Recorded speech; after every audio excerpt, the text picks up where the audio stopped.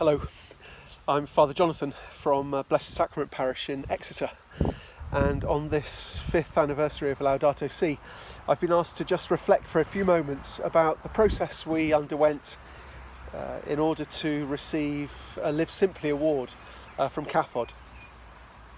It was an amazing process for us as a parish community, and it really drew us together. We were inspired by great leadership and a willingness to participate, which was crucial really in the process.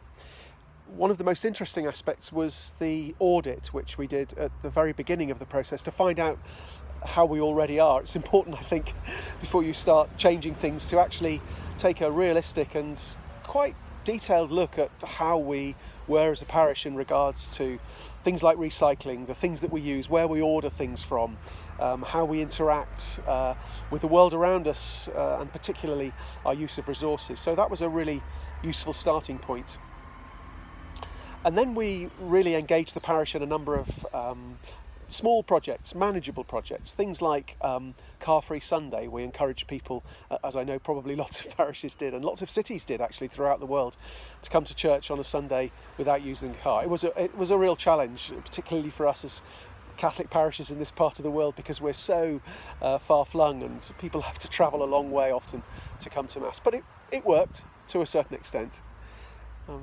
We did things like assess how much we use in terms of sustainable products and ask people to record that, keep a diary.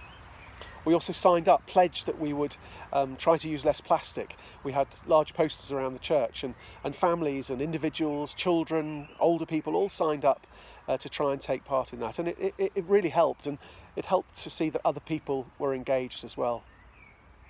It was not a long process, but a good and useful and creative process.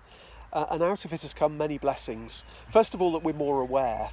The Live Simply group in the parish, which was formed, became a sort of a conscience within the parish community, always encouraging us, but helping us to keep in mind that the decisions we make and continue to make are motivated by love of creation, love of the world that the Lord has made for us to live in.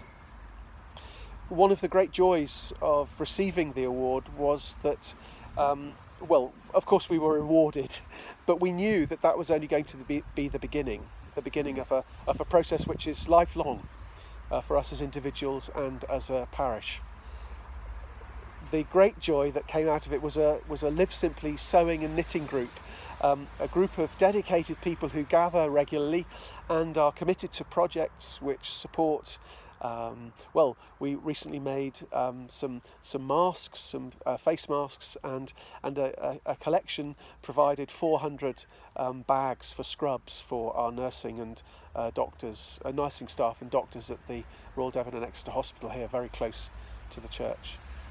That group thrives and is involved in many different projects, and in a sense they've become our conscience. They remind us every week in the newsletter of things that they're doing and the things that we should keep in mind.